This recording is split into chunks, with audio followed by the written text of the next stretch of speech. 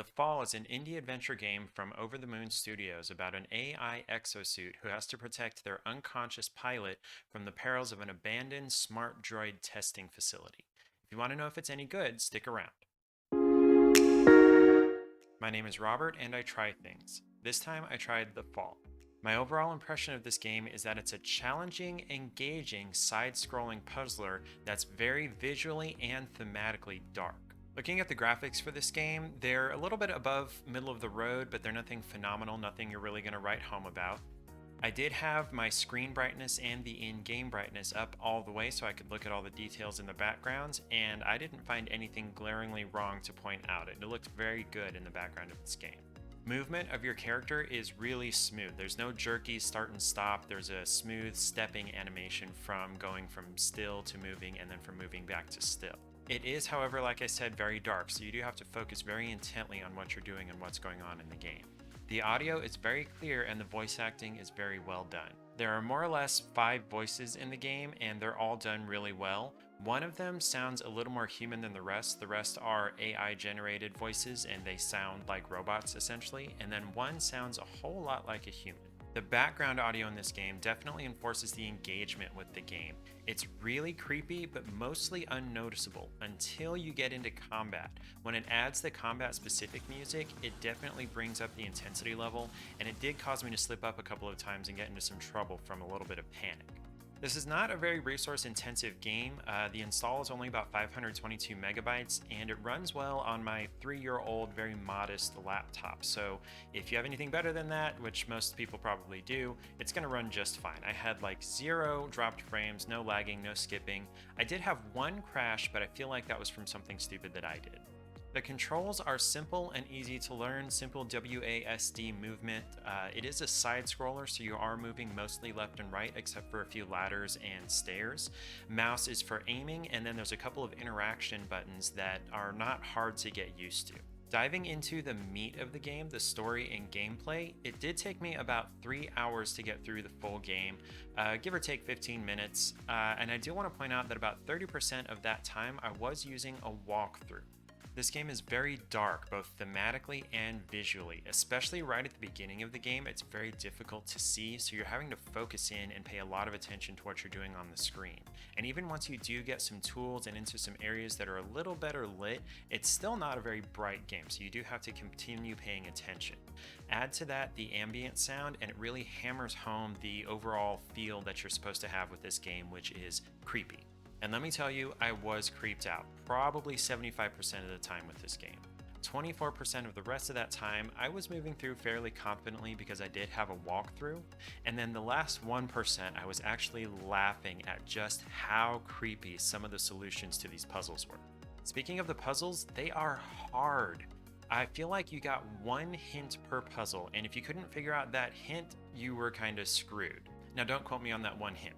The puzzles had some standard stuff like moving things from one area to another in order to access something, or using things from one area in a different area.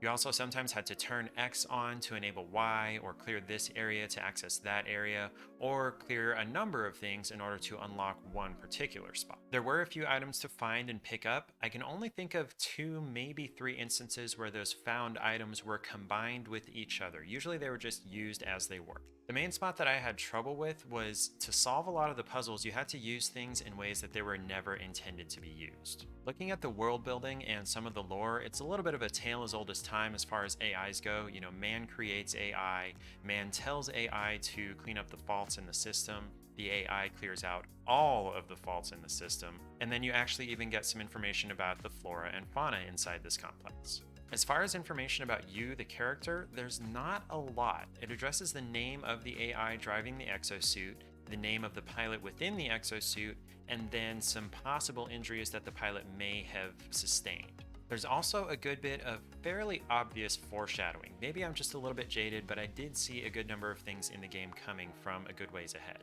The best thing about this game is that it is engaging. I passed 3 hours playing this game and didn't even really notice it. Another big positive is that the controls are easy to learn and easy to use. I never felt overwhelmed with the controls in this game trying to figure out what was possible to do, what I should be doing.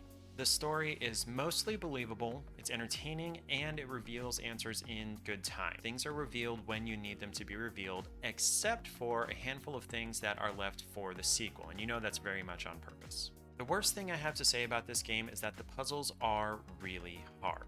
It would have been nice if puzzles had more than one hint, or maybe something in the menu that gave you like an overall way of thinking about the puzzles and about the world that would help you figure some of them out. I feel like I'm probably spoiled from Zelda games where they give you, here's the end result, here's where you need to go, and here's all the tools you're going to need for it. You just have to figure out how to use those tools.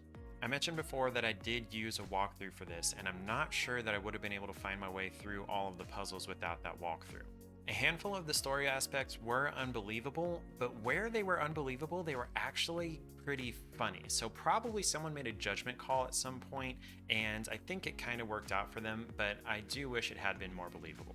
Right at the very beginning, the opening cutscene shows you, the exosuit, flying through space, and it says that you basically tore through 50 meters of earth and dirt in order to land in this cavern.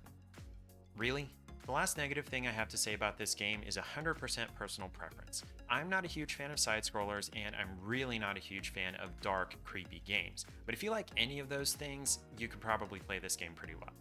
I would recommend this game for people who like to be scared, I'm not one of those people, and for people who really like to think out of the box when they're solving puzzles. I would definitely say that this game is worth the $10 price tag. It's available on Steam, the Humble Bundle, PS4, Xbox One, and the Epic Game Store. And I'll include links to download this on all of those platforms in the description of this video, as well as the sequel to this game. Again, my name is Robert, and I try things. If you think of anything that you'd like for me to try, be it a movie, a book, a game, a dance move, leave it in the comments and I'll definitely check that out. If you liked this video and you want to see more of my content, make sure to subscribe to my channel and turn on notifications so that you know right when I post new videos. And then if you'd like to hang out with me live as I'm trying things like this game, I do stream on Twitch on Thursday and Sunday at 7 p.m. Central, and I'll have the link to my Twitch stream in the description of this video as well. Let me know if there's anything you want me to try, or if you try The Fall yourself.